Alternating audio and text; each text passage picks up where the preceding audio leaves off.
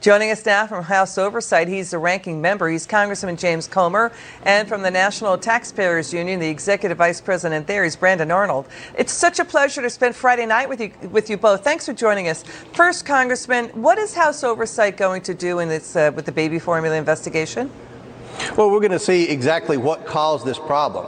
As you mentioned earlier, Liz, some of the companies pulled production because of some problems they had that the FDA had alerted them to. But then the FDA, knowing this, didn't do anything to try to come up with a backup plan on how to ensure that there's going to be enough baby formula on the market. The 43% of the baby formula is in shortage right now, and 75% of babies use the baby formula. So this is a crisis. And you mentioned all the crises in the Biden administration. Today, this is at the top of the list. And if you think about the FDA under Joe Biden, he went over a year without even naming a commissioner. So here's a government agency that's been run by bureaucrats, that's had no accountability, no oversight, and a lot of the employees have been working from home ever since COVID started. So the FDA is behind schedule, and this is another example of how the FDA is putting Americans' lives at risk. Yeah, to the congressman's point, Brandon, you know, White House officials Jen Psaki and Brian Deese, they keep saying, we've been working on this since the start of the year. Then they say to people, you know, call your doctor if you have an issue. And let's listen to the president. He's saying he's addressing the baby formula shortage because all of a sudden it's in the news. Watch this. Are you satisfied with your administration's response so far? If we'd been better mind readers, I guess we could have, but we moved as quickly as the problem became apparent to us. 3 questions. I'll answer the baby formula question because all of a sudden it's on the front page of every newspaper, and it's important that I be responded to. Okay, you see what's going on. He's downplaying and dismissing it, right?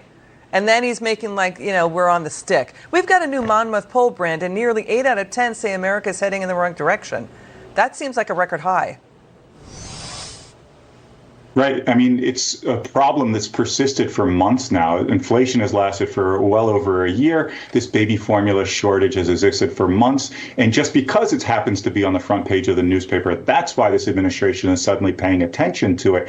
Had it not popped up on shows like yours, on the newspapers across the country, who knows what this administration would do, and who knows what kind of situation mothers and fathers would be in right now as they try to feed their children. You know, there's all sorts of government red tape in the way, and they're just now starting to cut it. The House Democrats just announced they're going to tackle a bill next week.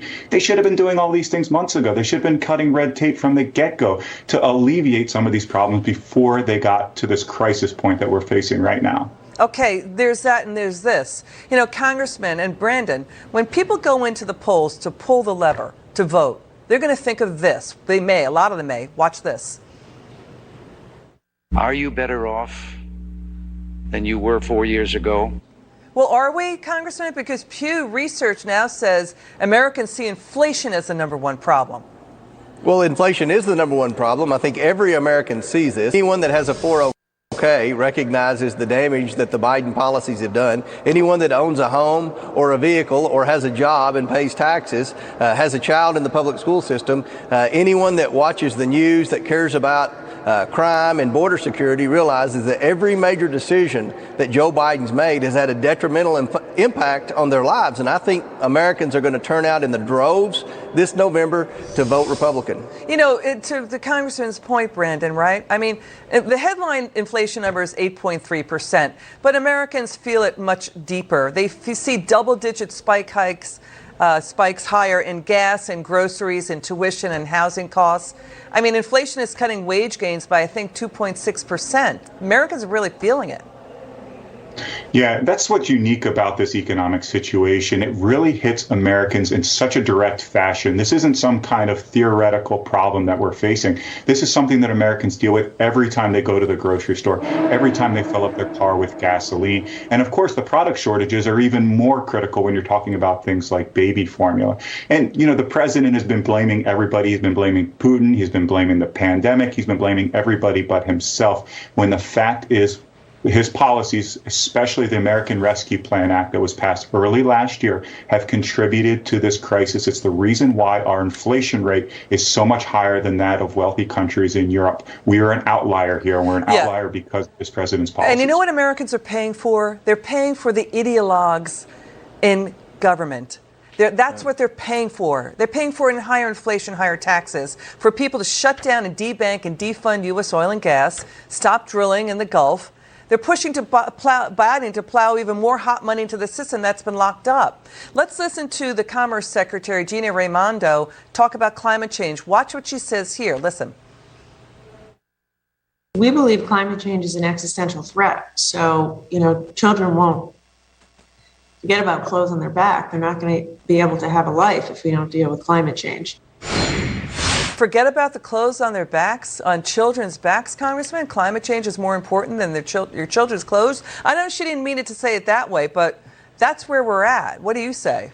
Well, you're exactly right. The Biden administration is as out of touch as any administration in my lifetime.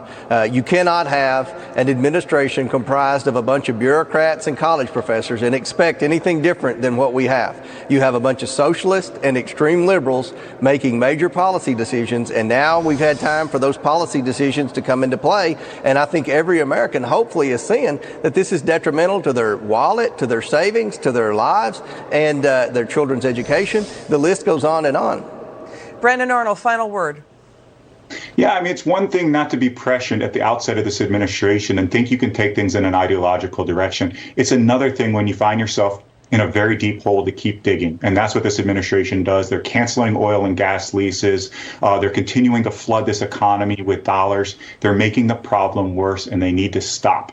Congressman Comer, Brandon Arnold, a pleasure to have spent this Friday with you both. Come back soon. Elon Musk, he's putting on hold